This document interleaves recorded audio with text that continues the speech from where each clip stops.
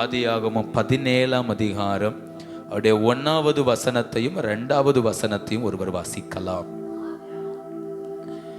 99 வயதான போது ஆபிரகாமுக்கு தரிசனமாகி, நான் சர்வ வல்லமை உள்ள தேவன்,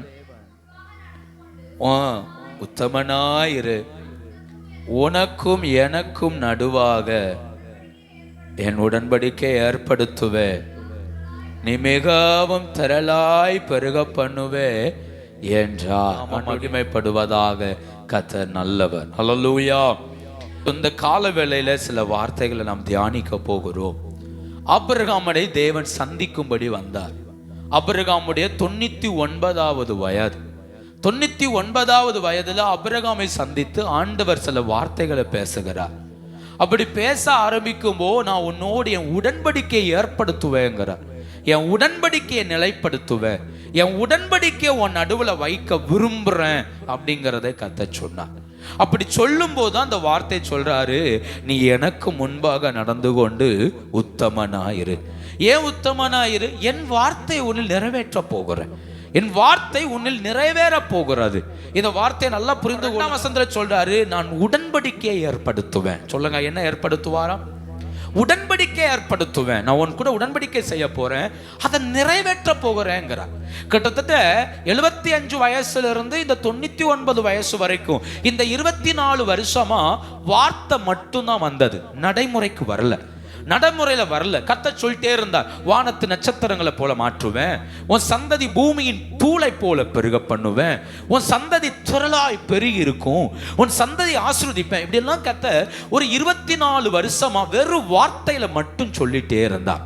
ஆனா இப்ப 99 வயது வரும்போ இந்த இடத்தை புரிந்து கொள்ளுங்கள். இது ஆபிரகாம் விரும்பி கர்த்தர் பேசினது அல்ல. ஆபிரகாம் மேல் தன் வாக்குத்தத்தத்தை கர்த்தர் நிறைவேற்ற விரும்பினதுனால அவரே வந்து பேசுறார், அவரே வந்து சந்திக்கிறார். இந்த வார்த்தை நல்லா நீங்க யோசிக்கணும்.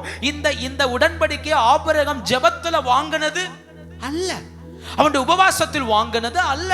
ஆபிரகாம் பிஸியா இருக்கிறார். ஆபிரகாமுடைய இருதயம் இஸ்மவேலோடு இணைந்து இருக்கிறார். அப்படி இணைந்திருக்கும் போது கர்த்தர் ஒரு நாள் பார்க்கிறார், இவன் மேல கொடுத்த திட்டங்கள் இருக்குது, இவன் மேல் வைத்த தரிசனம் இருக்கிறது, இவன் மேல் வைத்த நோக்கம் இருக்கிறது, அதை நிறைவேற்ற வேண்டும் என்று கர்த்தர் விரும்பினார். இந்த கால வேளையில ஆண்டவர் நம்மை அப்படிதான் விரும்புகிறார். நம்முடைய தியாகத்தினாலேயோ நம்முடைய பலத்தினாலேயோ கர்த்தர் நம்மில் தம்முடைய வாக்குத்தத்தங்களை நிறைவேற்ற விரும்புறதில்லை. அவர் நம்மேல் வைத்த இரக்கத்தினால, அவர் நம்மேல் வைத்த தயவினால தம்முடைய வாக்குத்தத்தங்களை நம்மேல் நிறைவேற்ற விரும்புகிறார். அதற்கு தான் ஆண்டவர் சொல்றாரு, நீ எனக்கு முன்பாக நடந்து கொண்டு எப்படி இரு, பேசுங்க, எப்படி இரு, உத்தமனாயிரு, பெர்ஃபெக்ட்டா இருங்கறார். ஒரு பெர்ஃபெக்ட்டான லைஃப் எனக்கு முன்ன இருக்கட்டும், உத்தமனாயிருங்கிறார். பரிசுத்தம் வேற, உத்தமம் வேற. பரிசுத்தம் என்பது பாவம் செய்யாமல் இருப்பதுதான் பரிசுத்தம், பாவத்தை கண்டு ஓடுவதுதான் பரிசுத்தம். ஆனா உத்தமம் அது அல்ல, உத்தமம் அது அல்ல. சுருக்கமா சொல்லனா ஒரே வார்த்தையில சொல்றேன், முழு இருதயத்தோடும் முழு ஆத்துமாவோடும் முழு மனதோடும் தேவனாகிய கர்த்தரிடத்தில் அன்பு கூறுவது உத்தமம். முழு இருதயம். சொல்லுங்க, சொல்லுங்க, என்ன இருதயம்? முழு இருதயம். பேசுங்க, என்ன இருதயம்? முழு இருதயம். அப்ப முழு இருதயம் நமக்கு தேவை, தேவை, தேவை. அப்போ நல்லா புரிந்து கொள்ளுங்கள், ஆபிரகாம் இடத்துல கர்த்தர் திரும்பவும் அந்த வார்த்தையை சொல்றார், உத்தமனாயிரு. ஏன்னா வாக்குத்தத்தம் நிறைவேற போகிறது, வாக்குத்தத்தம் நிறைவேறுகிற காலமும் வந்திருக்கிறது. அதனால கர்த்தர் சொல்றாரு, உத்தமனாயிரு. அப்ப உத்தமம்ங்கிறது என்னன்னா முழு மனம். சொல்லுங்க, உத்தமம்னா என்ன மனம்? சொல்லுங்க, முழு மனம். முழு மனம். நான் ஒரு வேலை செய்ய சொல்றேன்னு வச்சுக்கோங்களேன், அதை முழு மனதோடு செய்வதற்கும் அரகுற மனதோடு செய்வதற்கும் என்ன இருக்குது? வித்தியாசம் இருக்குது. முழு மனசோடு செய்யறதுன்னு என்ன தெரியுமா? நான் இந்த சர்ச்சை கிளீன் பண்ணுங்கன்னு சொல்லிட்டு போயிட்டா, இந்த சர்ச்சை ஒற்றை அடிச்சு இதுல இருக்கிற எல்லா தூசியெல்லாம் தொடச்சி எடுத்து, ஜன்னலெல்லாம் தொடச்சி, தரையெல்லாம் பெருக்கி, முடிஞ்ச ஒரு மாப்பு போட்டு தொடச்சி சுத்தமாக்குவதுக்கு பேர் தான் பெர்ஃபெக்ட், உத்தமம். நான் சொன்னது ஒரு வேலை தான். ஆமே, அந்த ஒரு வேலை இப்படியும் செய்யலாம் இல்லையா? அப்போ பெர்ஃபெக்ட்ங்கிறது நான் செய்யற வேலையினுடைய முழுமையில் இருக்குது. அதே தான் ஆண்டவர் என்ன எதிர்பார்க்கிறார், என்ன தேடுறது இல்லை, என் கூட நடக்கிறது இல்லை, நீ எப்படி இரு, உத்தமனா. முழு மனசாவா? ஏனோக்கு தேவனோடு சஞ்சரித்தான், அரகுற மனசோடு அல்ல. நோவா உத்தமனா இருந்தான், அரகுற மனசோடு அல்ல. கர்த்தர் என்ன சொல்றாருன்னா, முழு மனசோடு என்ன என்கிட்ட வாங்குறார், முழு மனசோடு என்ன தேடுங்கிறார், முழு மனசோடு என் கூட பயணிங்கிறார். அப்போ நான் ஜெபிக்கிறது கட்டாயத்துல என்ன செய்யக்கூடாது, வரக்கூடாது. நான் பைபிள் வாசிக்கிறது கட்டாயத்தில் அல்ல, அதுக்கு உத்தமம் அல்ல. நான் சொல்றதுனால நீங்க பைபிள் வாசிக்கிறதோ, நான் சொல்றதுனால ஜெபம் பண்றது உத்தமம் அல்ல. உத்தமம் என்ன தெரியுமா?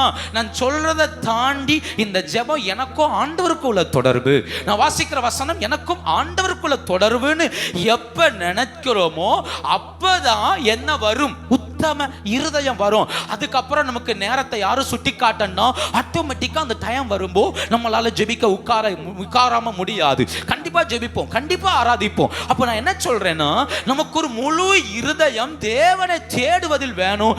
அதுக்கு பேர் தான் என்ன இருதயம், உத்தம. அப்ப ஆபிரகாம்கிட்ட கர்த்தர் என்ன கேட்கிறார், ஆபிரகாமே நீ எனக்கு முன்ன நடந்து கொண்டு எப்படி இரு, பேசுங்க, எப்படி இரு. அப்போ ஆபிரகாம்கிட்ட கிட்டத்தட்ட 13 வருஷமா கொஞ்சம் உத்தமம் இல்லை. 13 வருஷமா ஆபிரகாம் தேவனோடு உத்தமமா நடக்கல. இருதயம் இஸ்மவேலோடு இணைஞ்சிருக்கு, இருதயம் இஸ்மவேலோடு இருக்கிறது. அப்போ நல்லா யோசித்து பாருங்க, நம்ம எல்லாரும் நிதானமா ஜெபம் பண்றதுக்கு அவசரமா ஜெபம் பண்றதுக்கு வித்தியாசம் இருக்குது. ஆமா, சிலர் நான் நிறைய நேரம் பார்த்துருக்கிறோம், அவசரம் போகும்போது ஆண்டவரே பிரயாணங்களை ஆசீர்வதிங்க, வாய்க்க பண்ணுங்க, பாதுகாத்துக்கொள்ளும் இயேசுவின் மூலம் பிதாவே, ஆமென், முடிச்சிருவோம். அதே நிதானமா போகும்போது ஆண்டவரே இந்த இடத்துக்கு போறோம், இன்ன காரியத்துக்கா போறோம், ஆண்டவர் எல்லாத்தையும் பார்த்து கொள்ளுங்க. அங்க ஒரு 5 நிமிஷமோ 3 நிமிஷமோ 2 நிமிஷமோ என்ன இருக்கும். அப்போ முழு இருதயங்கிறது அவசரப்படுறது அல்ல, இப்போ நேரம் ஆயிடுச்சு போயிடணும், இல்ல, முழு மனதோடு முழு இருதயத்தோடு ஆண்டவர் அந்த உத்தம இருதயத்தை நம்மள தேடுகிறார். கரம் உயர்த்தி சொல்லுங்க, இந்த வருஷத்தின் ஆரம்பத்தில் எனக்கு ஒரு உத்தம இருதயம் வேணும்ப்பா, ஒரு உத்தம இருதயம் வேணும். எல்லாரும் ஒரு வார்த்தை சொல்லி ஜெபம் பண்ணுங்க பார்க்கலாம். இந்த வருஷத்தின் ஆரம்பத்தில் எனக்கு ஒரு உத்தம இருதயம் வேணும்ப்பா, உத்தம இருதயம் வேணும்ப்பா. கர்த்தர்ட்ட கேளுங்க பார்க்கலாம், ஒரு உத்தம இருதயத்தை எனக்கு தாங்க ஆண்டவரே. வருஷத்தின் ஆரம்பத்திலேயே எங்களுக்கு அந்த கிருபையை தாருங்க ஆண்டவரே. ஸ்தோத்திரம், ஸ்தோத்திரம், ஸ்தோத்திரம். கர்த்தர் நமக்கு உதவி செய்வாராக. ஒரு 3 விதமான காரியத்தை நான் சொல்லி கடந்து போகிறேன். வேதத்தின்படி எது உத்தமம், உத்தமம் அப்படிங்கிற வார்த்தைக்கு 3 காரியங்களை நான் சொல்லி கடந்து போகிறேன். நம்பர் 1, செவி கொடுப்பது உத்தமம்.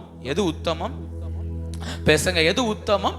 செவி கொடுப்பது உத்தமம். 1 சாமுவேல் 15ஆம் அதிகாரம் 22ஆம் வசனம். 1 சாமுவேல் 15ஆம் அதிகாரம் 22வது வசனம். அதற்கு சாமுவேல், கீழ்ப்படுகிறதை பார்க்கிலும் சர்வாங்க தகனங்களும் பலிகளும் பிரியமாயிருக்குமோ, பலியை பார்க்கிலும் கீழ்ப்படிதலும் ஆட்டுக்கடாக்களின் இனத்தை பார்க்கிலும் செவி கொடுத்தலும் உத்தமம். சாமுவேல் தீர்க்கதரிசி சொல்றாரு பாருங்க, இப்போ ஆட்டுக்கடாக்களுடைய நினங்களை பார்க்கிலும் அப்படின்னா கொழுத்த கன்றுகளை பார்க்கிலும் செவி கொடுப்பது, சொல்லுங்க, செவி கொடுப்பது உத்தமம். அப்படின்னா அன்னைக்கு அதுதான், அவங்க செழுமையான ஆட்டையோ மாட்டையோ பலி செலுத்தும்போ அவங்களுடைய அந்தஸ்து தெரியும். பிரபுக்கள் அப்படின்னா பெரிய காளைகளை கொண்டு வந்து பலியிட்டார்கள். இன்னைக்கு ஒரு காளையை வாங்க முடியுமானா முடியாது. 50,000 70,000 கொடுத்து வாங்கிட்டு வந்து பலி செலுத்த முடியாது. அப்போ ஒரு மிகப்பெரிய தொகையை அவர்கள் பலி செலுத்தி கர்த்தரை மகிமைப்படுத்தும் போ கர்த்தர் சொல்றாரு, இப்பா நீ செலுத்துற இந்த மிகப்பெரிய பலியை பார்க்கிலும் நீ எனக்கு செவி கொடுப்பதுதான் என்னது, சொல்லுங்க, உத்தமம். கீழ்ப்படுதல் வேற, செவி கொடுத்தல் வேற. செவி கொடுத்தல் என்பது ஒருத்தர் சொல்றதை புரிந்து கொள்ளுவது. ஒருத்தர் சொல்றத நான் சொல்லணுமா, நான் சொல்றது காது கொடுத்து கேட்கியா இல்லையான்னு கேட்போம் தெரியுமா. நான் சொல்றது புரியுதா, காதுல ஏறுதா, நான் பாட்டு பேசிட்டு இருக்கேன், நீ பாட்டு போயிட்டு இருக்க அப்படிமோ, அதுக்கு தான் செவி கொடுத்தல். கீழ்ப்படுதல் என்பது கேட்டதை வாழ்க்கையில செய்ய ஆரம்பிக்கிறது. அதுக்கு பேர் தான் என்னது, கீழ்ப்படுதல். அப்ப செவி கொடுத்தல் என்பது, அப்போ ஒருத்தர் சொல்றத நான் புரிந்து கொள்வதா என்னது, செவி கொடுத்தல் இல்லையா. ஆண்டவர் நம்மகிட்ட பேசுறத, ஆண்டவர் நம்மகிட்ட சொல்றத புரிந்து கொள்ளணும். ஓ, ஆண்டவர் என்ன இப்படி சொல்றார், என்கிட்ட இப்படி செய்ய சொல்றார், என்கிட்ட தான் பேசுறாருன்னு புரிந்து கொள்ளணும். அப்படி புரிந்து கொள்வது தான் என்ன, என்னது உத்தமம். அதான் உத்தமம். இன்னைக்கு சர்ச்சுக்கு போன என்ன பிரசங்கம் கேட்டோன்னா, வீட்டில் போய் எனக்கு தெரியலன்னு சொன்னா நம்ம செவி கொடுக்கலன்னு அர்த்தம். நமக்கு அது வசனம் புரியல, அது காதுல ஏறவே இல்லை. அதே வீட்டில் போய் அல்ல, 2 நாள் கழிச்சும் அந்த வசனம் நமக்குள்ள கிரியை செஞ்சுட்டே இருக்குமானால் நம்ம ஆண்டவருக்கு கீழ்ப்படி ஆரம்பிச்சிட்டோம்னு அர்த்தம். அப்போ கர்த்தர் எதை உத்தமா பார்க்கிறார்? என் பலிகளை பார்க்கிலும், என் ஆராதனையை பார்க்கிலும், என்னுடைய விலையேற பெற்ற காணிக்கையை பார்க்கிலும் எது உத்தமம்? சொல்லுங்க, செவி கொடுத்தல். அதைத்தான் கர்த்தர் எதிர்பார்க்கிறார். அவர் செவி கொடுப்பதை எதிர்பார்க்கிறார். இஸ்ரவேல் ஜனங்களிடத்தில் திரும்ப திரும்ப சொன்னால், என் வார்த்தைக்கு செவி கொடுப்பீர்களாக. அதான் சொன்னாரு, எப்பா நீ ஏன் இப்படி விருத்த சேதனம் இல்லாதவனை போல இருக்கிற? நான் என்ன சொன்னாலும் காது கொடுத்து என்ன செய்ய மாட்டேன்ற, கேட்கவே மாட்டேன்றிய அப்படின்னு ஆண்டு திட்டுறார். நம்ம பிள்ளைகளை பாருங்க, சில நேரம் நம்ம ஒன்று சொன்னோம், அது பாட்டு போயிட்டே என்ன செய்யும். நம்ம பேசியே முடிச்சிருக்க மாட்டோம், அது வெளியே என்ன செஞ்சிடும், அது காதலே என்ன செய்யாது, நம்ம சொல்றத வாங்காது, நம்ம என்ன பேசுறோம்னு கேட்காது, நம்ம திட்டுவோம் அதை நினைச்சு. கர்த்தர் நிறைய நேரத்தில் நம்மளத்துல என்ன எதிர்பார்க்கிறார்? நீ உத்தமனா இரு. இந்த வருஷத்துல நம்ம புரிந்து கொள்ளணும், கர்த்தர் பேசுறத கொஞ்சம் காது கொடுத்து, சொல்லுங்க, காது கொடுத்து கேட்கணும். சவுல்ட்ட என்ன சொல்லி விட்டாரு ஆண்டவர்? அமலேக்கரை முற்றிலும் என்ன செஞ்சிரு, அழிச்சிருந்தானே சொல்லி விட்டாரு. உனக்கு நல்லதெல்லாம் எடுத்துக்கொண்டு சொன்னாரு இல்லையே. ஃபர்ஸ்ட் காது கொடுத்து கேட்கணும். அவர் என்ன சொல்றாருங்கிறத என்ன செய்யணும்? கீழ்ப்படிதல் 2வது. ஃபர்ஸ்ட் கேட்கணும். என்கிட்ட கர்த்தர் சொல்றாரு, வார்த்தையினால பேசுறாரு, கர்த்தர் உணர்த்துறாரு, அதை கேட்கணும். அதுக்கு செவி கொடுத்தால் தான் ஆட்டோமேட்டிக்கா கீழ்ப்படிதல் நமக்குள்ள வரும். அப்போ ஆண்டவர் சவுலை தள்ளினது அவன் செவி கொடுக்காததுனால. ஒரு சில வசனங்களை வாசியுங்கள். உபாகமம் 30 அதிகாரம் 10 வசனம். உபாகமம் 30 அதிகாரம் 10வது வசனம். உன் தேவனாகிய கர்த்தருடைய சத்தத்துக்கு செவி கொடுத்து அவருடைய கற்பனைகளையும் கட்டளைகளையும் கை கொள்ளும் போது, உன் முழு இருதயத்தோடு முழு ஆத்துமாவோடு திரும்பும் போதும் பிதாக்கள் மேல் சந்தோஷமா இருந்தது போல உனக்கு மேலும் உனக்கு நன்மை உண்டாக திரும்பவும். பாத்தீங்களா? உபாகமம் 30 அதிகாரம் 10 வசனம் எவ்வளவு அழகா சொல்லு பாருங்க. நீ எனக்கு செவி கொடுத்தா நான் உன்கிட்ட சந்தோஷமா இருப்பேங்கிற இந்த வார்த்தை. அவ்வளவுதான், பெரிய வசனம். ஆனா சுருக்கமா சொல்றேன், கர்த்தர் சொல்ல, நீ எனக்கு செவி கொடுத்தா, நான் சொல்றதை நீ புரிஞ்சுக்கிட்டா, நான் சொல்ற வார்த்தைக்கு நீ மனம் திறந்து செவி கொடுத்தா, அவர் சொல்றாரு நான் உன்கிட்ட சந்தோஷமா இருப்பேங்கிறார். அதைத்தான் ஆபிரகாம் சொல்றாரு, ஆபிரகாமே எனக்கு முன்ன நடந்து கொண்டு எப்படி இரு, உத்தமனா இரு. ஏன் உத்தமனா இரு? நீ உத்தமனா இருந்தனா என் வார்த்தைக்கு நீ செவி கொடுக்க முடியும். நீ உத்தமனா இருந்தனா நான் சொல்றத உன்னால புரிந்து கொள்ள, சொல்லுங்க, முடியும். அப்போ அவர் சொல்ல, நான் உன்கிட்ட சந்தோஷமா இருக்க விரும்புறேன், உன்கிட்ட நான் மனமகிழ்ச்சியா இருக்க விரும்புறேன். இந்த வார்த்தை அழகா இருக்கு பாருங்க. உன் பிதாக்கள் மேல் சந்தோஷமா இருந்தது போல உன் மேலும் உனக்கு நன்மை உண்டாக திரும்பவும் எப்படி இருப்பார்? சொல்லுங்க, எப்படி இருப்பார்? அப்போ ஆண்டவர் என்னில் சந்தோஷப்படணும்னா நான் செய்ய வேண்டியது அவருடைய சத்தத்துக்கு என்ன செய்யணும்? சொல்லுங்க, என்ன கொடுக்கணும்? நான் செவி கொடுக்கணும். அவர் சொல்றத புரியணும், அவர் பேசுறத காது கொடுத்து கேட்கணும். கர்த்தர் என்று சொல்லும் போது தாவீது சொல்றார், ஒரு தரம் விளம்பினார், நான் 2 தரம் என்ன செஞ்சேன்? சொல்லுங்க, ஒரு தரம் விளம்பினார், நான் 2 தரம் கேட்டேன். அப்போ கேட்கறதுல ரொம்ப கவனமா இருக்கணும். அந்த 30 அதிகாரம் 20 வசனத்தை பாருங்க. உபாகமம் 30:20. யாக்கோபுக்கும் கொடுப்பேன் என்று அவர்களுக்கு ஆணையிட்டு கொடுத்த தேசத்துல உன் தேவனாகிய கர்த்தரில் அன்பு கூர்ந்து அவரை பற்றி கொள்வாயாக, அவரே உனக்கு ஜீவனும். பாத்தீங்களா? எது உத்தமம் தெரியுமா? அவரை பற்றி கொள்வது, அவருக்கு செவி கொடுப்பது. ஏன்னா அவர் எனக்கு தீர்க்காயுசு, அவர் எனக்கு ஜீவனா இருக்கிறார். அவர் சொல்ல, செவி கொடுத்துரு. நீ செவி கொடுத்தனா உனக்கு ஒரு தீர்க்காயுசா இருப்பார், நீ செவி கொடுத்தா உனக்கு அவர் ஜீவனா இருப்பார். அப்ப யோசித்து பாருங்க, அவர் என்னில் சந்தோஷமா இருக்கிறார், எனக்கு அவர் ஜீவனா இருக்கிறார், எனக்கு அவர் தீர்க்காயுசா இருக்கிறார். அப்போ நான் செய்ய வேண்டியது ஒரு உத்தமத்தை. எப்படி உத்தமம் வாழ முடியும்னா, நான் அவருக்கு முன்பாக செவி கொடுக்கும் போது, நான் அவருடைய சத்தத்தை நான் புரிந்து கொள்ளும் போது. இந்த கால வேளையில வருஷத்தின் ஆரம்பத்தில் நிற்கிறோம்.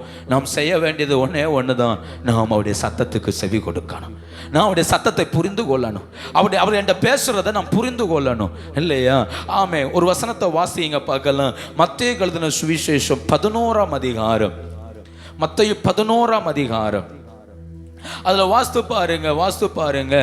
ஆமே, 21ஆம் வசனத்தை பாருங்க. கோராசீனே உனக்கு ஐயோ, பெத்சாயிதாவே உனக்கு ஐயோ, உங்கள் செய்யப்பட்ட பலத்த செய்கைகள் தீருவிலும் சீதோனிலும் செய்யப்பட்டிருந்ததால் இப்பொழுதே ரெட்டுடுத்தி சாம்பலில் உட்கார்ந்து. பாத்தீங்களா? மத்தேயு 11:21. கோராசீனே, பெத்சாயிதாவே உனக்கு ஐயோங்கிறார். ஏன் இப்படி சொல்றாருன்னா, நான் உன்கிட்ட நிறைய காரியத்தை பேசி இருக்கிறேன், நிறைய செஞ்சிருக்கிறேன். ஆனா உன்கிட்ட செஞ்சதை கொண்டு போய் புறஜாதி தேசமாகிய தீருவிலையும் சீதோனிலும் நான் செஞ்சிருந்தா நினிவே பட்டணத்தாய் போல அந்த பட்டணத்தார் மனம் திரும்பி என்ன செஞ்சிருப்பார்கள் இல்லையா? அவங்க அழுதுருப்பாங்க, அவங்க ஜெபம் பண்ணிருப்பாங்கங்கிற. யோசித்து பாருங்க, யோனா போய் பிரசங்கம் பண்ணார், நினிவே பட்டணத்தார் மனம் திரும்பினார்கள். ஆனா இஸ்ரவேல் ஜனங்களிடத்துல எசாயா, எரேமியா, எசேக்கியல், ஓசியா, மல்கியா, சகரியா, யோவேல், ஒபதியா, ஆமோஸ் இன்னும் இவங்க எல்லாரையும் அனுப்பின போதிலும் ஜனம் என்ன செய்யல? மனம் திரும்பவே செவி கொடுக்க என்ன இல்லை. அதான் கத்த சொல்றாரு, செவிட்டு வெறியனை போல இருக்கிறீங்க. என்னதான் வினோதமா ஊதுனாலும் உன் காதுக்குள்ள என்ன செய்யல? ஏறலையே. இந்த காத வேளையில நாம் புரிந்து கொள்ள வேண்டிய ஒண்ணு, எது உத்தமம்? ஆண்டவருக்கு செவி கொடுக்கிறதான் உத்தமம். அவர் என்கிட்ட அதை ஆசையா விரும்புற, எனக்கு நீ செவி கொடு, என் வார்த்தையை கேளு. கோராசீனே, பெத்சாயிதாவே, ஏன் இந்த பட்டணத்தை கத்தர் ஐயோன்னு சொல்லணும்? இவர்களுக்கு நிறைய செய்தாரு. 23ஆம் வசனம், மத்தேயு 11:23. வானபரியந்தம் உயர்த்தப்பட்ட கப்பர்நகுமே. இந்த கப்பர்நகும்ங்கிற ஊர் பேரு பழைய ஏற்பாட்டிலேயே அறிமுகப்படாத ஒரு ஊர். அப்படி ஒரு ஊர் யாரும் விரும்பல. கலிலேயா தேசத்தை யாருமே விரும்பல. இந்த கலிலேயா தேசத்தை சாலமோன் ராஜா ஈராம் நாட்டு ராஜாவுக்கு கிஃப்டா கொடுத்தான். அவன் இதுக்கு பேர் காபூல் நாடுன்னு பேர் வச்சான். கலிலேயாவை காபூல் நாடுன்னு பேர் வச்சான். ஏன்னா பிரியப்படாத தேசம், எனக்கு பிடிக்கல, இந்த தேசமே பிடிக்கல, இந்த அந்த கிஃப்ட் பிடிக்கல அப்படின்னா. அப்படிப்பட்ட பிடிக்கப்படாத தேசம், விருப்பப்படாத தேசம், அந்த தேசம் யாருக்குமே விருப்பப்படாத தேசம். ஆனா ஏசாயா தீர்க்கதரிசன புஸ்தகத்துல கர்த்தர் தீர்க்கதரிசனம் சொல்லி இருக்கிறார், அந்த கடைசி காலத்தில் கலிலேயா பட்டணத்தை கர்த்தர் மகிமைப்படுத்துவார் அப்படின்னு. அந்த தீர்க்கதரிசனம் நிறைவேறுதலா இயேசு வந்து கலிலேயாவிலே ஊழியம் செய்தார். கப்பர்நகுமிலே இயேசு அநேக அற்புதங்களை செய்தார். கப்பர்நகும் பட்டணம் ஒரு சபிக்கப்பட்ட பட்டணத்தை இயேசு தன் கால்களால் மிதித்து மிதித்து அந்த பகுதிகளை மகிமையின் பகுதியாய் மாற்றினார். மிகப்பெரிய எழுப்புதல்கள், மிகப்பெரிய மகிமை நடந்தது இல்லையா? கப்பர்நகுமிலே ஆண்டவர் அநேக குஷ்டரோகிகளை சுத்தமாக்கினார், திமிர்வாதக்காரனை சுத்தமாக்கினார், மரித்தவர்களை எழுப்பினார். இந்த கப்பர்நகும் பட்டணத்தில் இயேசு மிகப்பெரிய அடையாளங்களை செய்தார். அவர் சொல்றாரு, மரிக்கும் அந்த ஊழியம் செய்யும் போது, இங்க பார், நான் செஞ்ச அற்புதங்கள்லாம் வான பரியந்தம் உன்னை உயர்த்தினது. என் அற்புதங்கள்லாம் உன்னை எது வரைக்கும் உயர்த்திச்சு? வான பரியந்தம் அவ்வளவு செஞ்சிருக்கிறேன். ஆனா இப்ப சொல்றாரு, பாதாள பரியந்தம் தாழ்த்தப்படுவ. ஏன் தாழ்த்தப்படுவ? நீ செவிகோடாததுனால.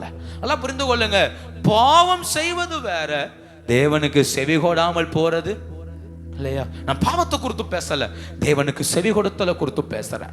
அப்ப என் வாழ்வின் அழிவுக்கு நான் காரணமா என்ன செய்யக்கூடாது? மாறக்கூடாது. ஆண்டவரை ஆசீர்வதிக்கிறார், நமக்கு அற்புதம் செய்கிறார், நம்முடைய வாழ்வை பலப்படுத்துகிறார், அனுகூலம் தருகிறார். எதற்காக? நான் அவருக்கு செவி கொடுப்பதற்காக. கால வேளையில அவருக்கு செவி கொடுத்தலை கர்த்தர் எதிர்பார்க்கிறார். ஏசாயா 1:19 வசனத்தை வாசித்து பாருங்க. ஏசாயா 1:19. ஹல்லேலூயா. மனம் பொருந்தி செவி கொடுத்தால் தேசத்தின் நன்மையை என்ன செய்வீர்கள்?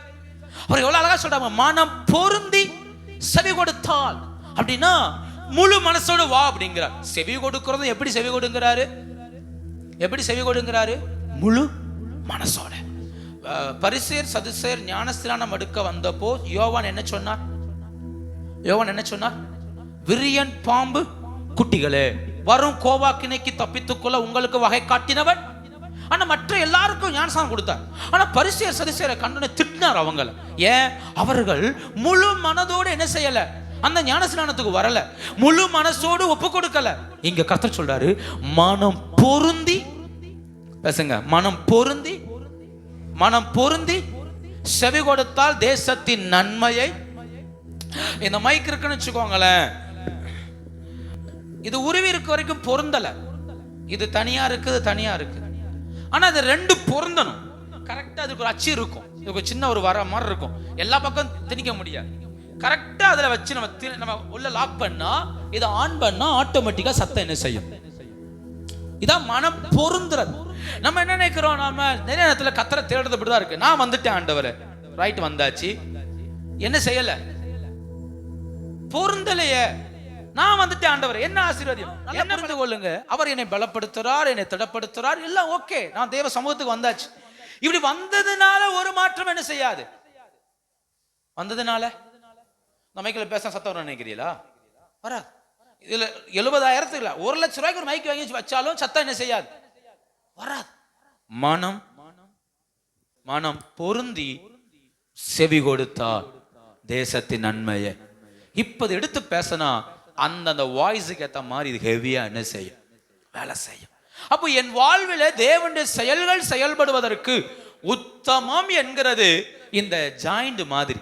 இதை ஜாயின் பண்ணியாச்சு, செவி கொடுக்க ஆரம்பிச்சாச்சுன்னா ஆட்டோமேட்டிக்கா வாக்குத்தத்தங்கள் ஒன்றும் என் வாழ்வில் தரையில விழுவதே இல்லை. கரம் உயர்த்தி ஜெபம் பண்ணுங்க. ஆண்டவரே இருதயமோடு பொருந்தட்டோம்ப்பா. இந்த வார்த்தை அப்படியே சொல்லுங்க பார்க்கலாம். என் இருதயமோடு பொருந்தட்டோம்ப்பா, பொருந்தட்டோம்ப்பா. இந்த வார்த்தை அப்படியே சொல்லிருங்களேன், என் இருதயம் உங்களோடு பொருந்திரட்டும். ஆமென் ஆமென். இந்த வருஷத்துல 2வது வாரத்துல நிக்கிறோம்.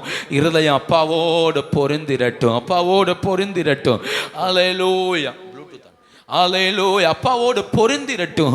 ஆண்டவர்ட்ட ஒரு வார்த்தை சொல்லி ஜெபம் பண்ணுங்க. ஆண்டவரே என் இருதயம் உம்மோடு பொருந்தட்டும். ஆண்டவரே ஒரு வார்த்தை, ஒரு வார்த்தை எல்லாரும் சொல்லுவீங்களா ஆண்டவர்ட்ட?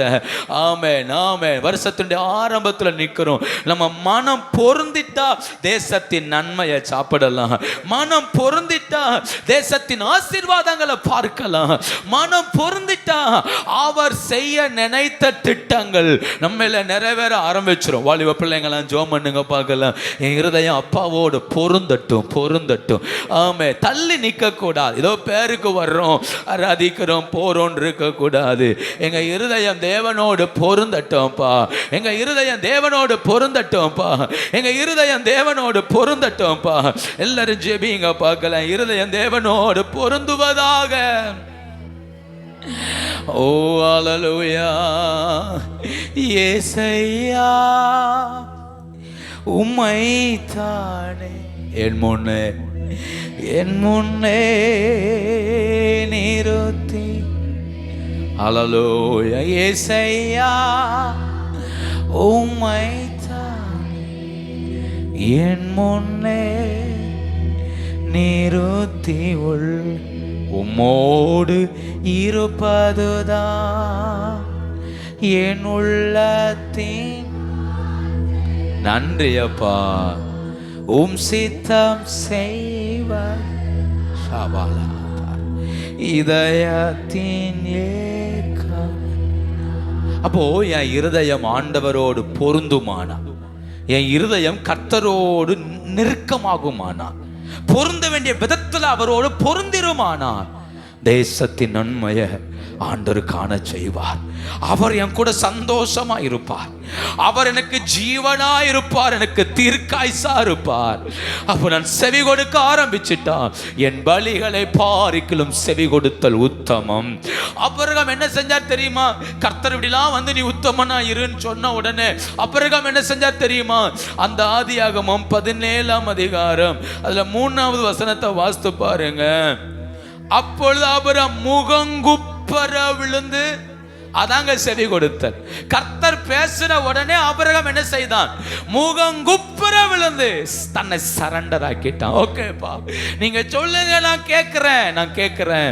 அந்த வார்த்தையை கவனித்து கேட்க தன் இருதயத்தை சாய்த்தான், முகங்குப்புற விழுந்தான். அந்த வருஷத்துல நம் ஜெயம் எடுக்கணும்னா ஆண்டவருக்கு முன்ன முகங்குப்புற விழுந்து கிடக்கணும். அப்படியே சத்தத்தை கேட்க நீங்க சொல்லுங்க. நீங்க காற்ற பாதையில ஓட எனக்கு கிருபை தாங்கன்னு சொல்லி அவருடைய சத்தத்தை விரும்புவோமானால் கர்த்தர் சொல்றார், உத்தமனுக்கு கர்த்தர் துணை, உத்தமனோடு கூட கர்த்தர் இருக்கிறார்.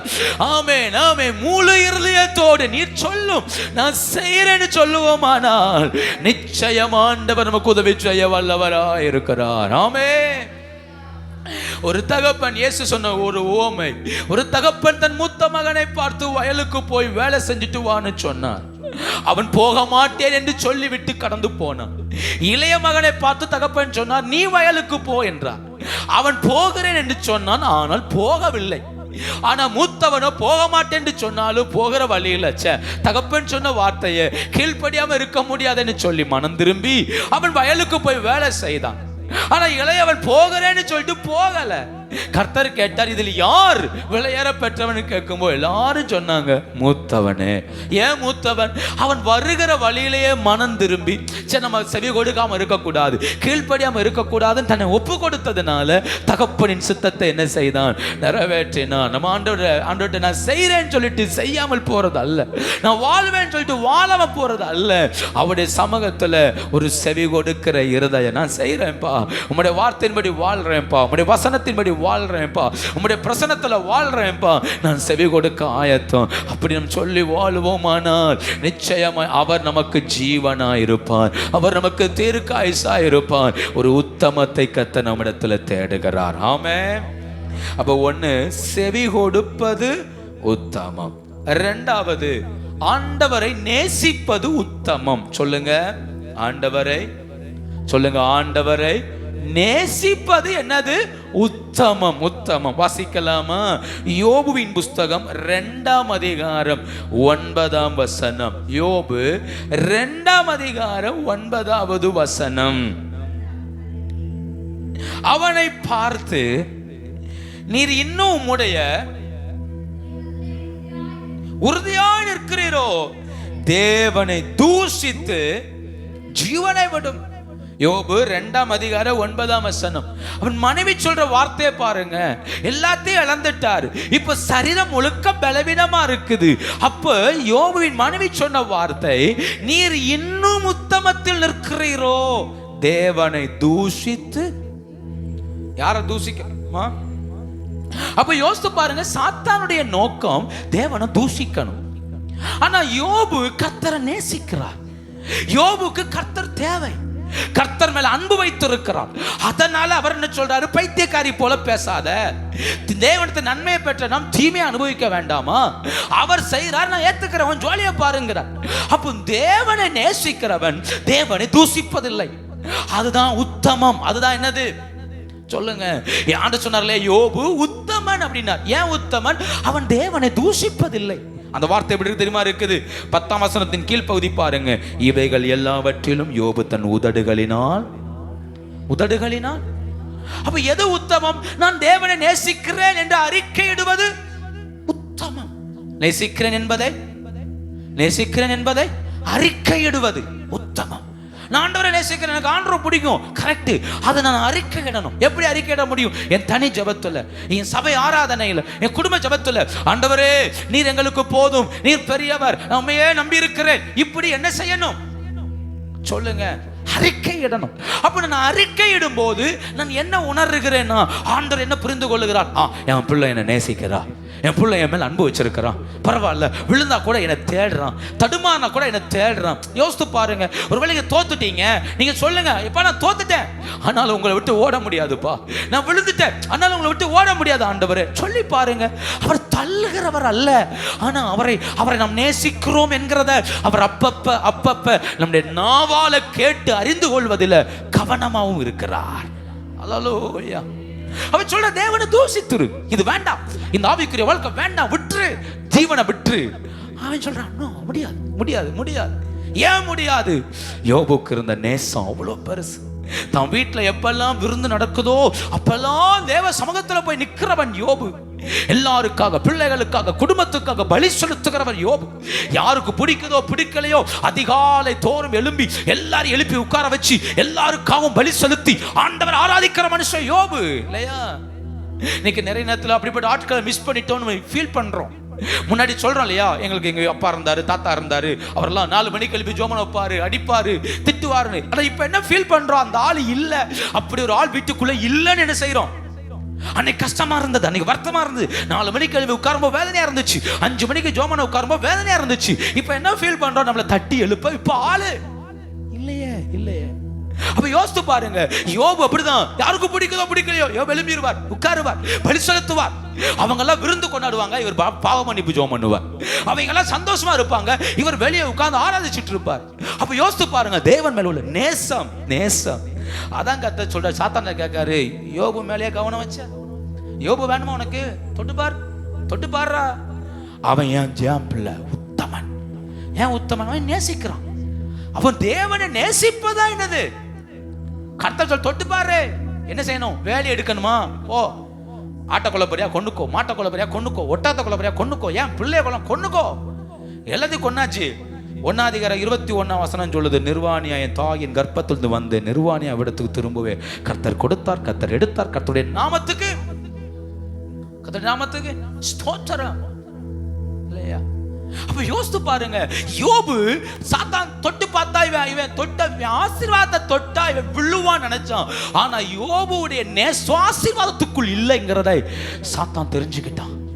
சரி, பிள்ளைகளை தொட்டா விழுவான்னு பார்த்தா யோபுவின் நேசம் பிள்ளைகளுக்குள் இல்லை என்பதையும் சாத்தான் என்ன செஞ்சான்? புரிஞ்சுக்கிட்டான். அதனாலதான் 2ஆம் அதிகாரத்தில் திரும்ப வர்றான். சரீரத்தை தொடரும், சரீரத்தை டச் பண்ணி பார்க்க. அவனுடைய கேள்வியை பயங்கரமா இருக்கு பாருங்க. அவனுடைய எலும்பு வேணும், சதை வேணும், அங்க தொடணும். என்ன செய்யறான்னு பார்ப்போம். அப்போ கர்த்தர் சொல்றாரு, ஜீவனை தவிர மீது என்ன வேணா செஞ்சுக்கோ. யோசித்து பாருங்க, கர்த்தர் ஒருத்தனை இவ்வளவு ஸ்ட்ராங்கா ஒப்பு கொடுக்கிறாருன்னா நம்மள கர்த்தரால் அப்படி ஒப்பு கொடுக்க முடியுமானா கண்டிப்பா வாய்ப்பில்லை. நம்மளா விட்டு ஓடிய பேரும் ஆண்டரை விட்டுட்டு அப்படி ஒரு ஆண்டரை தேவையில்லைன்றுவோம். ஆனா யோபுவை கர்த்தர் ஒப்பு கொடுத்தார். எனக்கு தெரியும் அவன் உத்தமன். ஏன்? என்ன நேசிக்கிறதில்ல.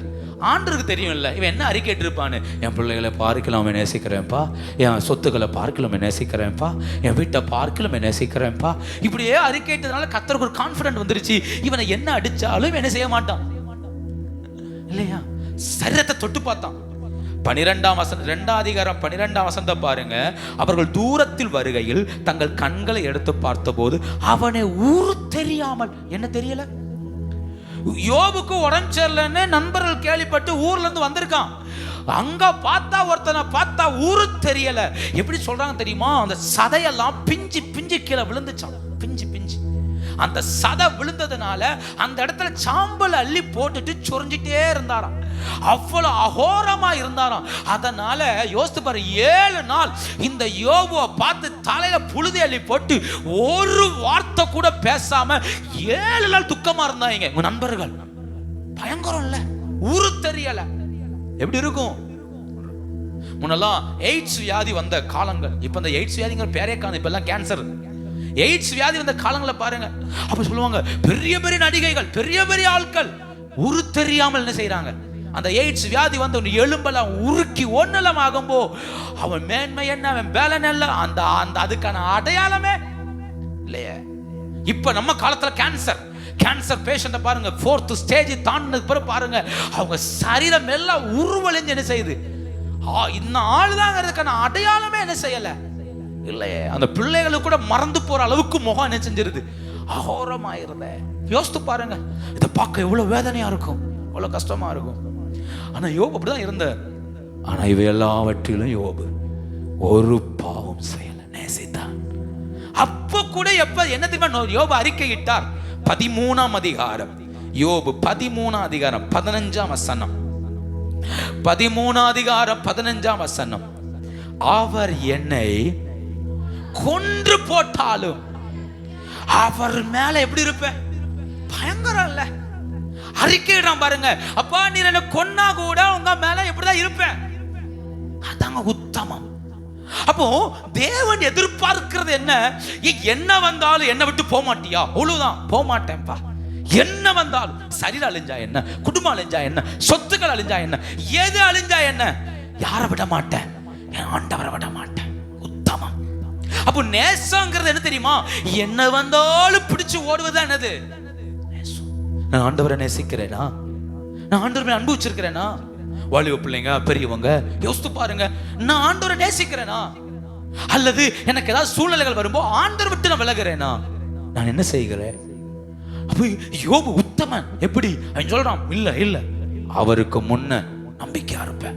19ஆம் அதிகாரத்தில் சொல்றாரு, என் மீட்பர் உயிரோடு இருக்கிறார், கடைசி நாட்களில் பூமியில் மேல நிற்பார், நான் பார்ப்பேன். அந்நிய கண்கள் எல்லாம் என் கண்ணுட்டே அவர் என்ன செய்வேன், பார்ப்பேன், கண்டிப்பா பார்ப்பேன். அப்ப அந்த ஏக்கம், அந்த வாஞ்சை பார்த்தீங்களா, நேசம். இந்த கால வேளையில கர்த்தர் எதை தேடுகிறார்? என் நேசத்தின் அறிக்கை. சொல்லுங்க நேசத்தின், சொல்லுங்க நேசத்தின் அறிக்கை. அதெல்லாம் நிறைய பாட்டுலாம் பாடுறோம். நம்ம நேசிக்கிறேன்ப்பா, நீர் எனக்கு போதும்ப்பா, உங்க பிரசன்னம் எனக்கு போதும், நீரே எனக்கு போதும். இப்படிப்பட்ட வரிகளை எல்லாம் நம்ம பாட்டா என்ன செய்யறோம், பாடுறோமே. சில நேரம் சோர்ந்து போகும்போதெல்லாம் என்னை கைவிட்டுறாதீங்கப்பா, எங்களை விட்டுறாதீங்க, உங்களை விட்டு எங்க போவோம், நான் எங்க ஓடுவேன், இப்படிப்பட்ட பாடலாம் என்ன செய்யறோம். நம்ம ஏன் பாடுறோம், ஏன் பாடுறோம்? நம்ம பாட ஏன் இப்படி பாடி ஆராதிக்கிறோம்னா, அவர் மேல வச்சிருக்கிற நேசத்தை, சொல்லுங்க நேசத்தை வெளிப்படுத்துறது. இந்த கால வேளையில, இந்த கால வேளையில நான் ஆண்டவரை நேசிக்கிறேனா, அதை சொல்றேனா அவர்கிட்ட, நம்ம நேசிக்கிறேன்ப்பா, எது வந்தாலும் உங்களை விட்டு ஓட மாட்டேன்ப்பா நான் சொல்றேனா. ஒவ்வொரு நாளும் தேவன்கிட்ட போய், அப்பா நான் போக மாட்டேன், விழுந்துட்டேன் ஆனாலும் உங்களை விட்டு என்ன செய்ய மாட்டேன், போக மாட்டேன். நான் தடுமாறிட்டேன் ஆனாலும் உங்களை விட்டு என்ன செய்ய மாட்டேன், இல்லையா? இளைய குமாரனை போல கிளம்பிடக்கூடாது. ஒவ்வொரு நாளும் கர்த்தருக்கு முன்ன, விழுந்தாலும் தடுமாறினாலும் யாருக்கு முன்ன, சொல்லுங்க யாருக்கு முன்ன, கர்த்தர்ட்ட. எங்க தடுமாறினாலும் எங்க விழுந்தாலும் யார்கிட்ட ஓடி வந்துடணும், கர்த்தர்ட்ட ஓடி வந்துடணும். என்ன சில நேரம் விழுந்துட்டா 4 நாள் வலிக்கும், பரவாயில்ல, ஆனா எங்க வந்துடணும், அப்பாவுடைய பிரசன்னத்துக்குள்ள நான் ஓடி வர வேண்டிய இடம் தான். ஏன்னா என் நேசத்துக்குரியவர் அங்கதான் இருக்கிறார், என் நேசத்தின் உச்சிதங்களை பெற்றுக்கொள்ளக்கூடியவர். அப்போ என் காணிக்கைகளை பார்க்கிலும், என் பிரயாசத்தை பார்க்கிலும், நாம நேசிக்கிற ஆண்டவர் எனக்கு அது போதும்பா. இந்த வார்த்தையை சொல்லி பாருங்க, எனக்கு நீர் போதும் ஆண்டவரே சொல்லி பாருங்க. என்ன வந்தா என்ன, இல்லட்டா என்னப்பா, நீர் போதும்பா, உடைய தயவு எனக்கு போதும் சொல்லி பாருங்க. அவருடைய கரம் நம்மை நடத்தும், அவருடைய தயவு நம்மை நடத்தும், அவருடைய பிரசன்னத்தினால் நம்மை மூடி நடத்த கர்த்தர் வல்லவராயிருக்கிறார். நேசம் இருந்தா சண்டை போடும், நேசம் இருந்தா கேள்வி கேட்கும், நேசம் இருந்தா அது போய் நிற்கும், போராடும். என் இருதயம் தேவன் மேல நேசம் வைக்கட்டும். நான் ஏன் விழுந்தேன்ப்பா, நான் ஏன் தடுமாறினேன், என்னால ஏன் முடியல, கேளுங்க. நிச்சயம் நம்மளை உயிர்ப்பிக்க கர்த்தர் வல்லவராயிருக்கிறார். அல்லேலூயா. ஓடுகிறேன், நான் ஓடுகிறேன், என் இயேசுவுக்கா நான் ஓடுகிறேன், ஓடுகிறேன், நான் ஓடுகிறேன், என் இயேசுவுக்கா நான் ஓடுகிறேன். அல்லேலூயா, அல்லேலூயா, அல்லேலூயா, அல்லேலூயா, அல்லேலூயா, அல்லேலூயா, அல்லேலூயா. அப்போ அவருக்கு செவி கொடுப்பது உத்தமம், நான் அவரை நேசிக்கிறேன் என்று அறிக்கையிடுவது உத்தமம். மூன்றாவது ஒண்ணு, சம்பாதிப்பது உத்தமம். சொல்லுங்க, எது உத்தமம்? சம்பாதிப்பது உத்தமம். நீதிமொழிகள் புஸ்தகம் 3ஆம் அதிகாரம் 13, 14. நீதிமொழிகள் 3ஆம் அதிகாரம் 13, 14. ஞானத்தை கண்டடைகிற மனுஷனும் புத்தியை சம்பாதிக்கிற மனுஷனும் பாக்கியவான், அதன் வர்த்தகம் வெள்ளி வர்த்தகத்திலும் அதன் ஆதாய பசும் பொன்னிலும் உத்தமம். எது உத்தமம்? ஞானமும் புத்தியும் உத்தமம். இத சம்பாதிங்கிறார். இது என்ன செய்? சொல்லுங்க, என்ன செய்? சம்பாதித்தல்னா என்ன? காலையில இருந்து சாயங்காலம் வரைக்கும் வேலை பார்த்தா தான் அந்த நாளுக்கான கூலி என்ன செய்யும், கையில கிடைக்கும். அதுக்கு பேர் தான் சம்பளம், சம்பாதிப்பது. மாசம் முழுக்க உழைச்சாதான் மாச எண்டுல அல்லது மாச ஃபர்ஸ்ட்ல நம்ம கையில ஒரு சேலரி வரும், சம்பாதிப்பது. அப்போ அதுக்கு ஒரு 8 மணி நேரம் 9 மணி நேரம் உழைக்கிறோம், சில நேரம் 12 மணி நேரம் கூட என்ன செய்யறோம், 15 மணி நேரமும் உழைக்கிறோம். ஏன்? சம்பாதிப்பதற்காக. அப்போ ஆண்டு சொல்றாரு, ஞானத்தை கண்டடை, புத்தியை சம்பாதி. புத்தி என்ன செய்? சம்பாதினா போன உடனே திரும்ப வராது. ஆண்டவரே ஞானம் தாருன்னு சொன்ன உடனே திரும்ப என்ன செய்யாது, உடனே ஞானம் இல்ல, சம்பாதிங்கிற. அப்படின்னா கொஞ்சம் பிரயாச, அந்த ஞானத்தை விரும்பு, அந்த ஞானத்தை தேடு. அப்போ ஞானமும் புத்தியும் சம்பாதித்தால் அவன் உத்தமன். அவன் யாரு? உத்தமன். நான் எதை சம்பாதிக்கிறேன்? நான் ஞானத்தை சம்பாதிக்கிறேன்னா சரி, ஞானத்தை எப்படி சம்பாதிக்கிறது? அது எங்கிருந்து ஆரம்பிக்குது அப்படின்னா நீதிமொழிகள் 1:7 கர்த்தருக்கு பயப்படுதலே. அப்ப ஞானம் எங்கதான் ஆரம்பிக்குது? கர்த்தருக்கு பயப்படுகிற பயத்துல. அப்ப நான் தேவனுக்கு பயப்பட எதை சம்பாதிக்கிறேன்? சொல்லுங்க. ஞானத்தை என்ன செய்கிறேன்? நீங்க பிளிப்கார்ட்லயோ மீஷோலயோ ஒரு பொருள் வாங்குறீங்க. பொருள் வாங்க உங்களுக்கு சில காயின் என்ன செய்யுது? ஏறிட்டே இருக்குது. அந்த காயினை வச்சு நீங்க என்னைக்காவது ஒரு நாள் பர்ச்சேஸ் என்ன செய்யலாம்? பண்ணிக்கலாம் இல்லையா? காயின் ஏறும். நீங்க சில டிபார்ட்மெண்ட் ஸ்டோருக்கு போனீங்கன்னா நீங்க பொருள் வாங்கிட்டு வெளியே வரும்போ உங்க நம்பர்ல சில பாயிண்ட் என்ன செய்யும்? 100 ரூபாய்க்கு 2 ரூபான்னு வச்சிருப்பாங்க. 2 ரூபாவோ 3 ரூபாவோ 5 ரூபாவோ வச்சிருப்பாங்க. அதுக்கேற்ற போல பாயிண்ட் ஏறும். ஒரு கட்டத்தில் திடீர்னு கடைக்கு போறீங்க, கையில காசு இல்ல, பாயிண்ட் எவ்வளவு இருக்குன்னு பார்த்தா சொல்லுவாங்க 100 ரூபாய் இருக்குன்னா அந்த 100 ரூபாய் கிட்ட பொருளை என்ன செஞ்சுக்கலாம்? நம்ம வாங்கிக்கலாம்ல. பாயிண்ட். கர்த்தர் சொல்றாரு, நீ சம்பாதி. எதை சம்பாதி? கர்த்தருக்கு பயப்படும் போதெல்லாம் ஒரு பாயிண்ட் ஏறுது. எதுல? ஞானத்துல. ஞானத்தை நீ சம்பாதிக்கிற. கர்த்தருக்கு பயப்பட அவன் படிக்கிற இடத்துல கர்த்தருக்கு பயம், வேலை செய்யற இடத்துல கர்த்தருக்கு பயம், அவன் ஊழியத்துல கர்த்தருக்கு பயம். எங்கெல்லாம் கர்த்தருக்கு பயப்படுறோமோ அங்கெல்லாம் எனக்கு ஒரு பாயிண்ட் ஏறிட்டே இருக்கு. நான் சம்பாதிக்கிறேன். என்ன சம்பாதிச்சிருக்கிறேன்? ஒரு ஞானத்தை. இன்னைக்கு நான் ஒரு காரியத்துக்கு கர்த்தருக்கு பயந்து செய்யக்கூடாதுப்பா, கர்த்தர் பார்க்கிறார் அப்படின்னு நான் விலகுறேன்னா ஒரு பாயிண்ட் என்ன செய்யுது?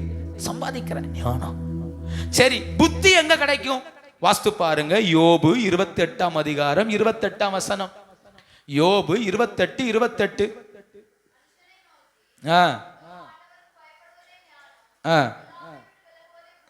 பொல்லாப்பை விட்டு விலகிறதா என்னது? சொல்லுங்க. எதை விட்டு விலகிறது? பொல்லாப்பை விட்டு விலகு. அப்போ கர்த்தருக்கு பயப்படுவது ஞானம், அங்க ஆரம்பம். பொல்லாப்பை விட்டு விலகுவது என்னது? புத்தி. கர்த்தர் சொல்றார், இதை சம்பாதி. அப்போ ஞானத்தை எங்க சம்பாதிக்கிறதுனா இது ஜெபத்துல வருமானா? இல்ல. கர்த்தர் சொல்றாரு, நீ பயப்படும் போது வருங்கிறார். கர்த்தருக்கு பயப்படும் போது. புத்தி எப்ப வரும்? ஜெபத்துல வருமானா? இல்ல. நீ பொல்லாப்பை விட்டு விலகும் போது என்ன செய்யும்? வசனத்தை நல்லா புரிஞ்சுக்கணும். அப்போ கடன் சொன்ன கர்த்தர் ஞானத்தில் குறைவுள்ளவனா இருந்தால் யாவருக்கும் சம்பூர்ணமாய் கொடுக்கிறவரும் ஒருவரையும் கடிந்து கொள்ளாதவருமாகிய தேவனிடத்தில் கேட்க கடவன், அப்பொழுது அவனுக்கு பூரணமாய். தேவனிடத்துல கேட்கலனாலே என் முழு இருதயத்தோட கேட்டாதான் என்ன செய்யும்? இல்லையா? அப்ப தேவன்கிட்ட கேட்கனாலே பயத்தோடு நடுக்கத்தோடு, அப்பா எனக்கு வேணும்பா, ஞானம் வேணும்பான்னா தான் அந்த ஞானத்தை எனக்குள்ள என்ன செய்யறார்? தர்றார். ஞானம் எனக்குள்ள ஏறணும்னா ஜெபம் மட்டும் போதாது, கர்த்தருக்கு பயப்படுறா. பயம். ஞானம் எனக்குள்ள பெருகணும். படிக்கிறதுல ஞானம், பேசுறதுல ஞானம், செயல்பாட்டுல ஞானம், குடும்பத்தை நடத்துவதுல ஞானம்.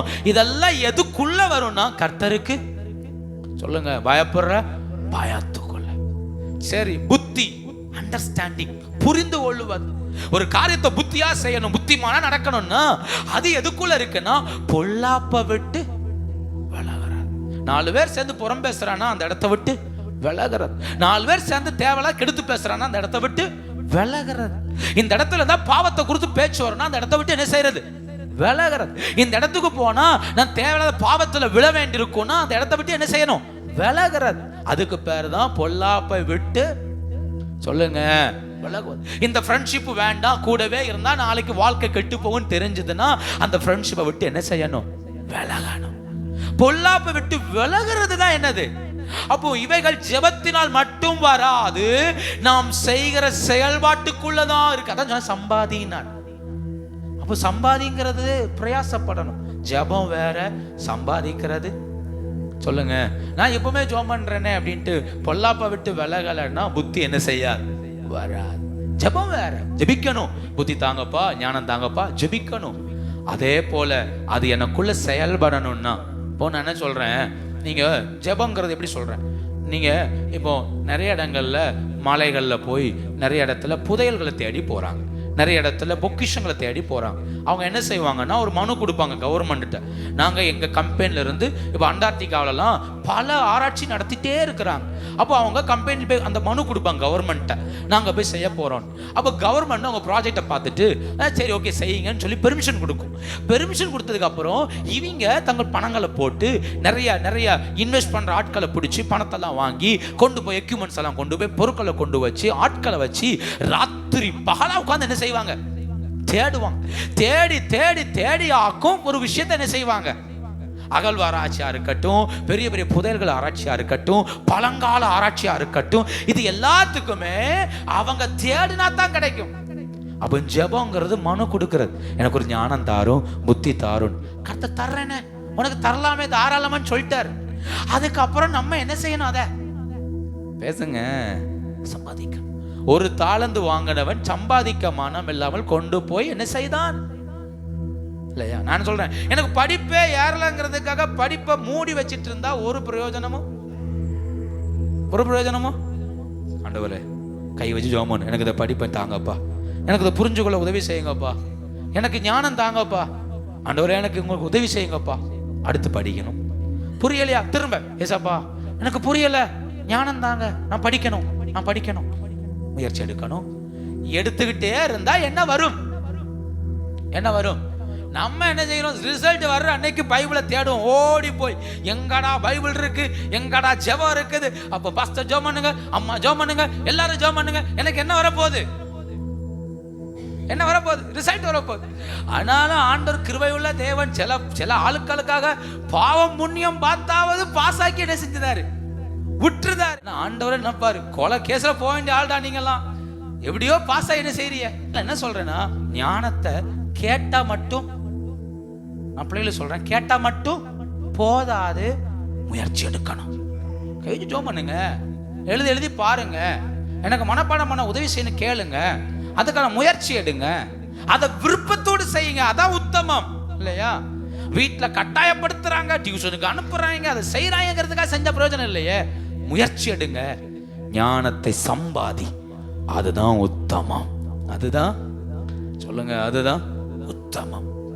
கால வேளையில நான் சம்பாதிக்காமல் எதுவும் எனக்குள்ள என்ன செய்யாது, பேசுங்க, வராது. சம்பாதிக்காமல் வராது.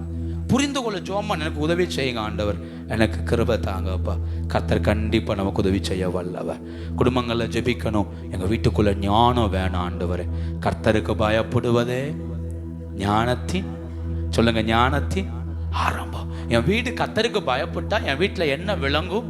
ஞானம் விளங்கும். பேச்சுல ஞானம் இருக்கும், செயல்ல ஞானம் இருக்கும். என் வீட்டுக்குள்ள எல்லாமே ஞானமா இருக்கும். புத்தியினமான வார்த்தை உள்ள வரவே வராது, புத்தியினமான செயல்கள் உள்ள வரவே வராது. ஏன் வராது? என் வீட்டுக்குள்ள என்ன விளங்குது? ஞானம் விளங்குது. அப்ப ஞானம் விளங்கன்னா கர்த்தருக்கு பயப்படுற பயம் வீட்டுக்குள்ள என்ன செய்யணும்? வரணும். பொல்லாப்பை விட்டு விலகணும், பொல்லாத காரியத்தை விட்டு விலகணும், தேவையில்லாத விஷயங்களை விட்டு விலகணும், தேவையில்லாத வார்த்தைகளை விட்டு விலகணும். அப்படி விலகும் போது நம்முடைய வீடு மகிமையாய் மாறும். ஆமென். ஒரே ஒரு வசனத்தை சொல்லி நான் முடிக்கிறேன். சங்கீதம் 19 சங்கீதம் 19வது சங்கீதம், அதுல 13வது வசனத்தை பாருங்க. விளக்கிக்காரும் என்னை ஆண்டுகொள்ள ஒட்டாதிரும், உத்தமனாகி. தாவீது ஜெபம் பண்ற ஜெபத்தை பாருங்க. இந்த பாவம் என்னை ஆண்டுகொள்ள ஒட்டாதிரும், நான் உத்தமனாவேன். ஒரு ஜெபம் பண்ற, என்னால உத்தமனாக முடியல, ஏன்னா எது என்னை ஆட்கொள்ளுது? பேசுங்க, எது ஆட்கொள்ளுது? பாவம் ஆட்கொள்றதுனால என்னால உத்தமனா மாற முடியலங்கிற. பாவம் மேற்கொள்றதுனால செவி கொடுக்க முடியல, பாவம் மேற்கொள்றதுனால கர்த்தரை நேசிக்க முடியல, பாவம் மேற்கொள்றதுனால ஞானத்தையும் புத்தியை சம்பாதிக்க முடியல. தாவீது சொல்றாரு, இந்த துணிகரமான பாவங்கள் எங்களை ஆண்டு கொள்ள ஒட்டாதிரும். ஆண்டு கொள்ள அப்படின்னா என்ன அர்த்தம்? என்னை ஆண்டு கொள்ளுது, என்னை வந்து மேற்கொள்ளுது, என்ன போராடுது, என்னால முடியல, ஆண்டு கொள்ள ஒட்டாதிரும். அப்பொழுது நான் உத்தமன் ஆவேன். அப்ப நான் உத்தமன் ஆகன்னா யார்கிட்ட போய் உதவி கேட்கணும்? கர்த்தர்ட்ட உதவி கேட்கணும். எனக்கு உதவி செய்யுங்கப்பா, நான் என்ன வாழ்க்கை வாழணும்? உத்தம வாழ்க்கை வாழணும். அப்போ நான் உத்தமனா ஜெபிப்பதற்கு தாவீது ஜெபிக்கிறான். நான் பெரும் பாதகத்துக்கு தப்புவேன், எனக்கு உதவி செய்யுங்க ஆண்டவரே. இந்த கால வேளையில் நான் பேசின எல்லா வார்த்தைகளும் உங்களுக்கு புரிந்திருக்கும் என்று நான் நினைக்கிறேன். ஆபிரகாம் இடத்துல கர்த்தர் சிம்பிளா சொல்றார், எனக்கு முன்ன நடந்து கொண்டு உத்தமனார். அப்படின்னா அதுல 3 அடங்கிச்சு. எதெல்லாம்? செவி கொடு, என்ன நேசி, அது சம்பாதி. ஞானத்தையும் புத்தி என்ன செய், சம்பாதி. இது எல்லாத்தையும் கர்த்தர் ஆபிரகாமுக்குள்ள வைத்தார். அதனாலதான் ஆபிரகாமுக்கு தான் சொன்னதை செய்து முடித்தார். இந்த வருஷத்தின் ஆரம்பத்தில் நிற்கிறோம். கர்த்தர் நமக்கு சொன்னதை செய்து முடிப்பதற்கு நான் ரொம்ப நிதானமா நான் பேசியிருக்கிறேன். கர்த்தர் நமக்கு சொன்னதை செய்வதற்கு ஒரு உத்தம இருதயம். முழங்கால் படியிடுவோமா? ஹல்லேலூயா. எல்லாரும் தேவ சமூகத்தில் கர்த்தருடைய முகத்தை நோக்கி பார்ப்போம். பிள்ளைங்கள்லாம் ஜெபிக்கணும், பெரியவங்க ஜெபிக்கணும். ஒரு உத்தம இருதயத்தை கர்த்தர்ட்ட கேளுங்க. அப்பா, எனக்கு ஒரு உத்தம இருதயம் வேணும்ப்பா. ஆமே ஆமே ஆமே. ஜெபிங்க பார்க்கலாம். ஆபிரகாம் முகங்குப்புற விழுந்து அந்த வார்த்தை அப்படியே ஏற்றுக்கொண்டா. முகங்குப்புற விழுந்து அப்படியே இருக்கேன்பா. அந்த உத்தமத்துக்கு தன்னை விட்டு கொடுத்தார். தேவனுக்கு செவி கொடுப்பதுதான் உத்தமம். நான் நேசிக்கிறேன் அவரை அறிக்கையிடுவதுதான் உத்தமம். நான் சம்பாதிக்கணும், ஞானத்தையும் புத்தியும் சம்பாதிக்கணும், அதான் உத்தமம். ஹல்லேலூயா. இன்னும் தேவை கிருபை தாருமே. சொல்லுங்க பார்க்கலாம். இன்னும் தேவை கிருபை தா. கர்த்தர்ட்ட கேளுங்க. இன்னும் தேவை கிருபை தாருமே. இன்னும் தேவை, இன்னும் தேவை தாருமே. பொன்னை போல புடமிட்டாலும் பொன்னாக விளங்குவே என்றென்றுமே. சொல்லுங்க பார்க்கலாம். பொன்னை போல புடமிட்டாலும் பொன்னாக விளங்குவே என்றென்றுமே. கரம் உயர்த்தி திராணிக்கோமே சோதித்தீடா தாங்கிட பலனளிப்பா. திராணிக்கோமே சோதித்தீடா தாங்கிட பலனளிப்பா. முட்களுக்குள் மலர்கின்றதோ மக்களை கவரும் லீலி புஷ்பம் போ. முட்களுக்குள் மலர்கின்றதோ மக்களை கவரும் லீலி புஷ்பம் போ. என்னையுமே தம் சாயலா என்றென்றும் உருவாக்குவா. என்னையுமே தம் என்றென்றும் உருவாக்குவா. முன்னறிந்து அழைத்தவரே முன்னென்று நலமோடன் நடத்துவா.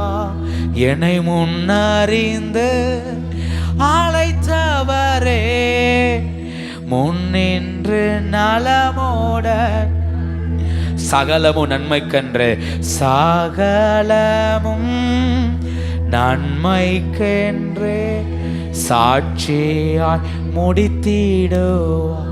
ஓ சகலமும் நன்மைக்கென்று சாட்சியா முடித்திடுவார். ஆசையா சொல்லுங்க.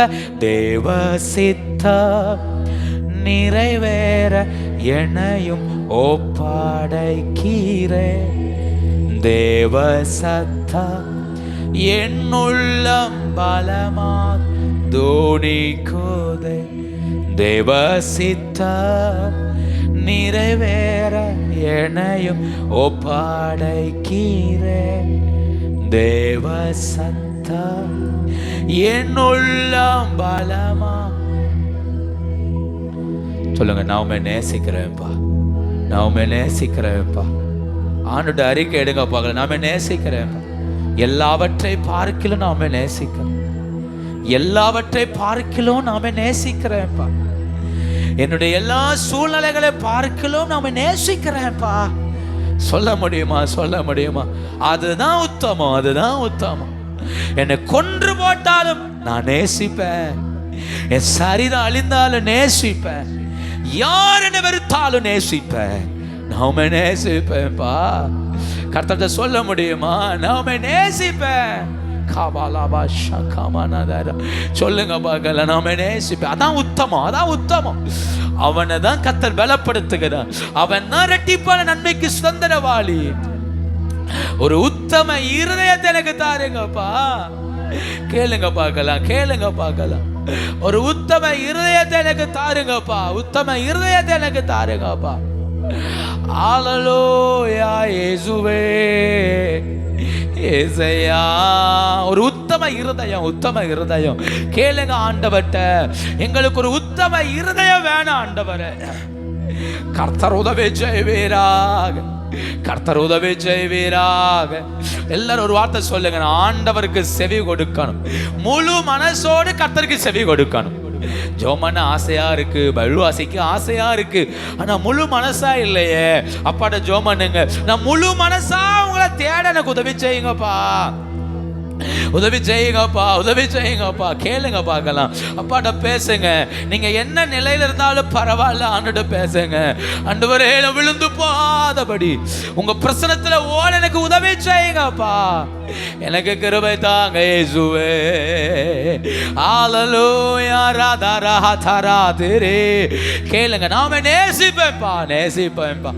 எல்லா நிலையிலும் நான் நேசிப்பேன், எல்லா நிலையிலும் நேசிப்பேன், நேசிப்பேன்.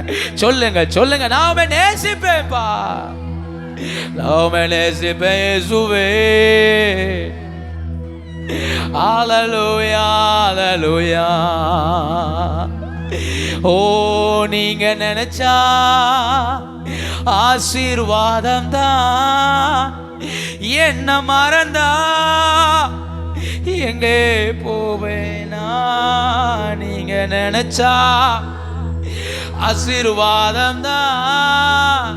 என்ன மறந்தா எங்கே போவேனா? தேவகுமாரா,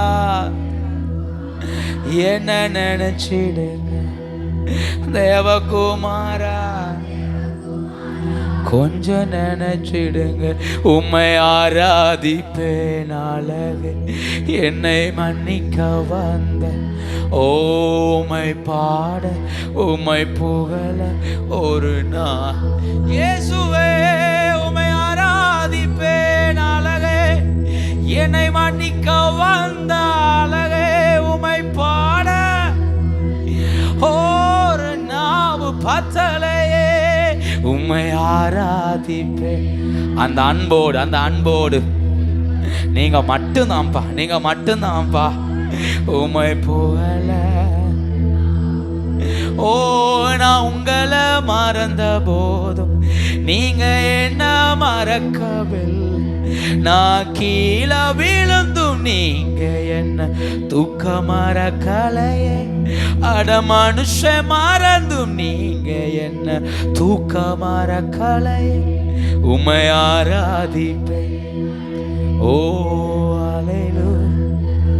ஓ, உம்மை பாட. We worship you, Lord.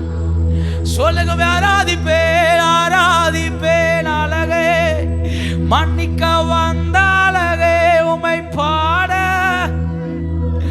ஒரு நாவு பார்த்து. ரெண்டு கரம் உயர்த்தி நான் நேசிப்பேன்ப்பா. எங்க ஓடுவேன்ப்பா? உங்களை விட்டுட்டு நான் எங்க ஓட முடியும்? எங்க ஓட முடியும்? அபிரகாம் அந்த வார்த்தையை கேட்ட உடனே முகங்குப்புற விழுந்துட்டாரு. உத்தமனா இருன்னு சொன்ன உடனே விழுந்துட்டாரு. அவ்வளோதான்ப்பா. எங்க போவேன்ப்பா? இந்த காலவில சொல்லுவீங்களா? நான் எங்க ஓடுவேன்ப்பா? உங்க அன்பை விட்டு எங்க ஓட முடியும்? உங்க சமூகத்தை விட்டு எங்க ஓட முடியும்? நீங்க போதும் இயேசுவே. சொல்லுங்க, நீங்க போதும்பா. யோபு சொல்றாரு, யார் தூஷித்தா என்ன, கர்த்தர் போதும். என்னை கொன்று போட்டாலும் நம்பிக்கையா இருப்பேன். ஆண்டவரே, உம்மை நேசிக்க கிருபை தாங்கப்பா. நன்றி அப்பா. தகப்பனே, நாங்கள் உமக்கு நன்றி செலுத்துகிறோம். இந்த கால வேளையில உம்முடைய பிரசன்னம் எங்க மேல இருக்கிறதுக்காய் நன்றி. கர்த்தருடைய தயவு எங்களை தாராளமாக நடத்தி கொண்டு இருக்கிறதுக்காய் நன்றி. ஒரு உத்தம இருதயம். இந்த வாரத்தில் நாங்கள் ஒவ்வொரு நாளும் கர்த்தரை நேசித்து நேசித்து ஓடணும். ஒவ்வொரு நாளும் கர்த்தருக்கு செவி கொடுத்து ஓடணும். ஒவ்வொரு நாளும் உமக்கு பயந்து நாங்கள் சம்பாதிக்கணும். அடுத்த வாரம் வரும்போது ஒரு புது பலத்தோடு நாங்கள் வந்து நிற்கணும். தேவ பிரசன்னத்தில் வந்து நிற்கணும். கர்த்தர் எங்களுக்கு கிருபை தாரும். கலந்துள்ள பிள்ளைகளை ஆசீர்வதிங்க. நன்மையினால மூடுங்க. தொடர்ந்து உங்க நாமம் உயரட்டும். தேவ பிரசன்னம் எங்கள் மேல தங்கி இருக்கட்டும். வாலிப பிள்ளைகள், சிறு பிள்ளைகள், பெரியவர்கள், முதியவர்கள் யாவரையும் ஆசீர்வதியும். தேவ சமாதானம் ஒவ்வொரு பிள்ளைகள் மேல தங்குவதாக. தொடர்ந்து நடக்கிற ஊழியங்கள் எல்லாவற்றையும் ஆசீர்வதியும். கிருபை உண்டாகட்டும். இயேசுவின் மூல ஜெபங்களில் நல்ல பிதாவே, என் ஆத்துமாவே, என் முழு உள்ளமே பரிசுநாமத்தை ஸ்தோத்திரம். என் ஆத்துமாவே, அவர் செய்த சகல உபகாரங்களையும் மறவாது. ஆமென், ஆமென். நம்முடைய கர்த்தராகிய இயேசு கிறிஸ்துவின் கிருபையும் பிதாவாகிய தேவனுடைய அன்பும் பரிசுத்த ஆவியுடைய அன்பினைக்கும் வெளியிடத்திலும் சந்தோஷமும் சமாதானம் எப்போதும் சதா காலமும் நம் அனைவரோடு இருப்பதாக. ஆமென், ஆமென்.